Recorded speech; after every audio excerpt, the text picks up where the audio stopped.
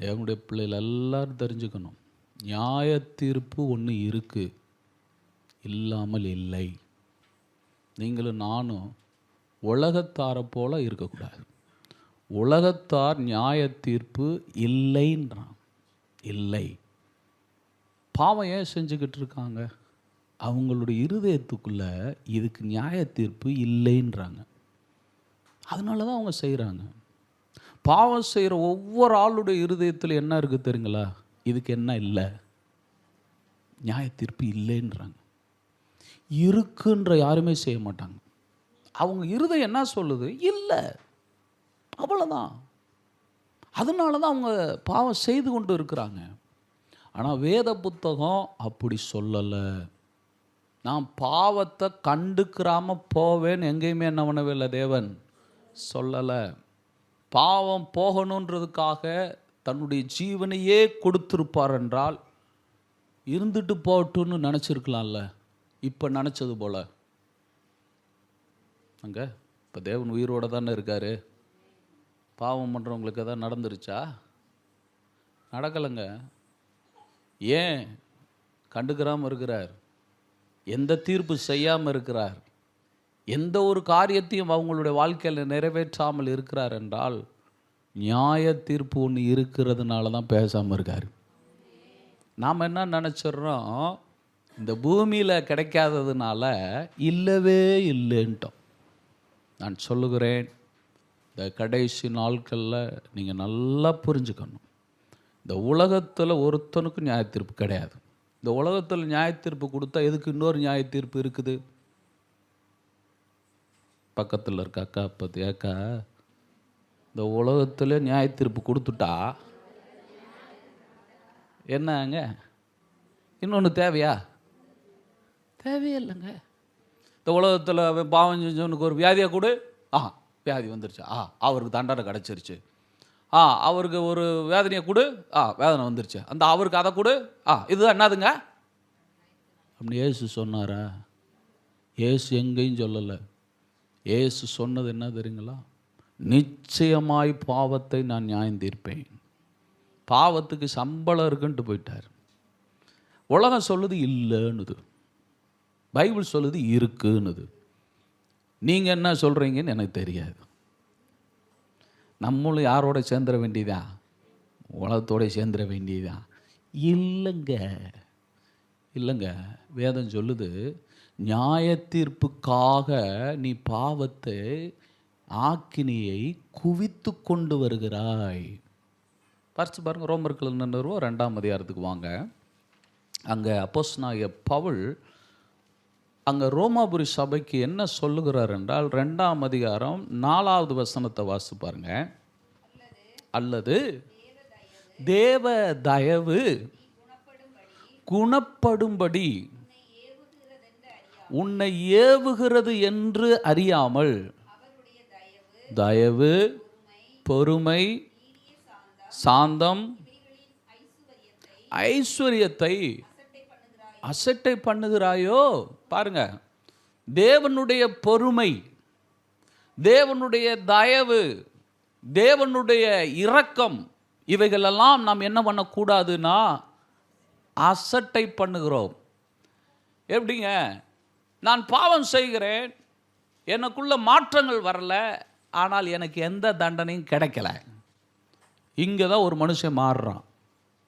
எப்போ ஒரு மனுஷன் துணிகரமாகிறான்னா, நான் செய்கிறேன், அது தேவனுக்கு பிரியமில்லாதது தான், ஆனால் எனக்கு எதுவும் நடக்கவில்லை.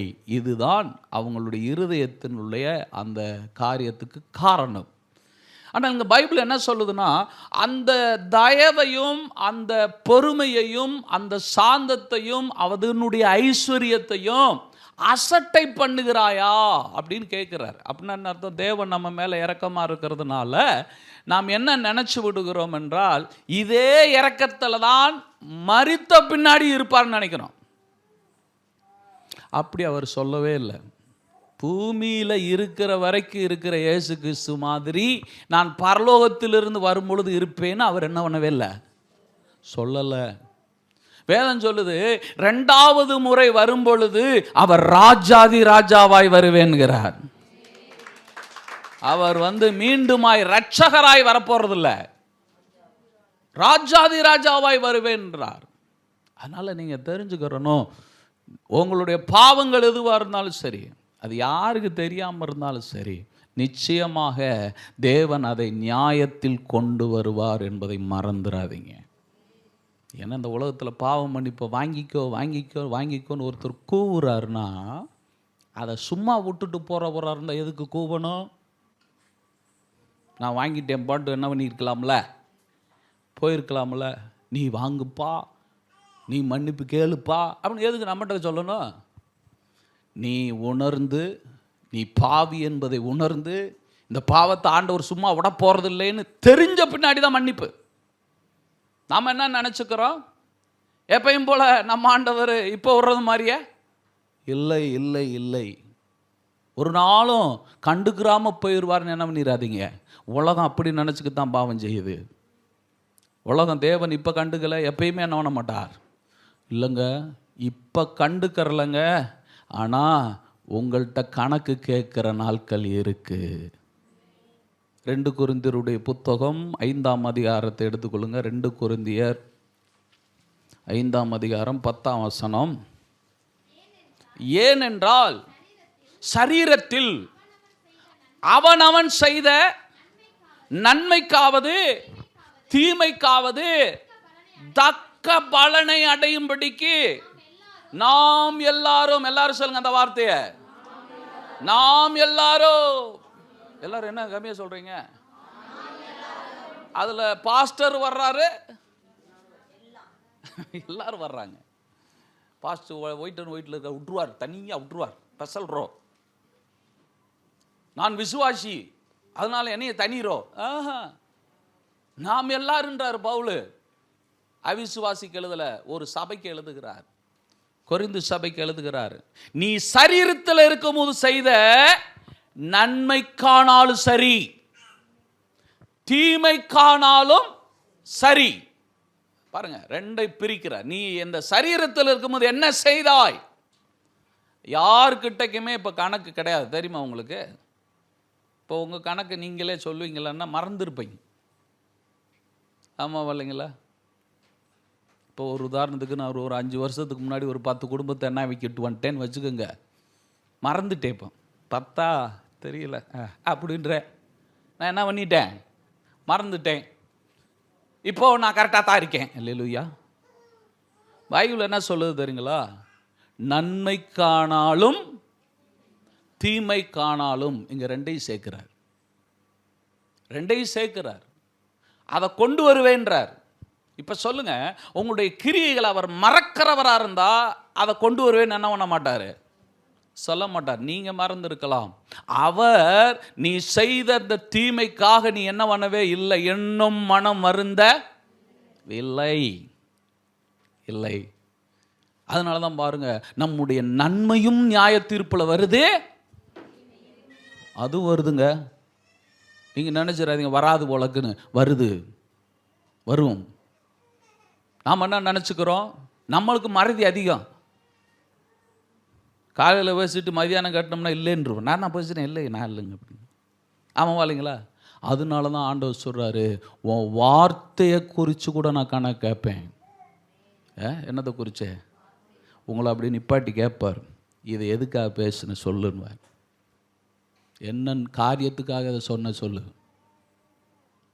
வார்த்தையை குறித்து கேட்பேன்னு ஆண்டவர் சொல்லியிருக்காருங்க. இயேசுவே பூமியில் சொன்னார், மனுஷன் பேசுகிற வீணான வார்த்தைகள் ஒவ்வொன்றை குறித்தும் நியாய தீர்ப்பு நாளிலே அவன் என்ன சொல்ல வேண்டும்? யார் தான் சொல்லணும்? நீங்க இன்னைக்கு சொல்லிட்டா தப்பிச்சுக்கலாம், அன்னைக்கு அவர் கேட்பார், அம்மா அது எதுக்கு சொன்ன, எதுக்கு அப்படி பேசுன, எதுக்கு இப்படி நடந்த? இன்னைக்கு யாரும் உங்களுக்கு கேள்வி கேட்க முடியாது. கேள்வி கேட்டால் அவ்வளோதான், என்ன நடக்கும்ன்றது தெரியாது. என்னங்க, இன்னைக்கு உங்களை யாராவது கேள்வி கேட்க முடியுமா? யாரும் கேட்க முடியாதுங்க. என்னங்க? ஆனால் பைபிள் சொல்லுது, ஒரு நாள் நீ உன் வாழ்வை குறித்து என்னிடத்தில் கணக்கு ஒப்புவித்தே ஆகணும். அனுபவித்தே ஆகணும். உலகம் அதுக்கு தெரியாமல் அலையுது. உலகத்துக்கு தெரியல நம்ம வாழ்வை குறித்து கர்த்தர் கேட்பாருன்னு தெரியாது. அதனால் துணிகரமாக எல்லாத்தையும் என்ன பண்ணிக்கிட்டு இருக்கு, செய்துக்கிட்டு இருக்கு. ஆனால் நீங்களும் நானும் ஒரு விஷயத்தை புரிஞ்சுக்கிறணும். ஒரு நாள் நீங்கள் மரிக்கும் பொழுது நாம் எல்லாரும் கிறிஸ்துவின் நியாயாசனத்துக்கு முன்னாடி தான் நிற்போம்னே தவிர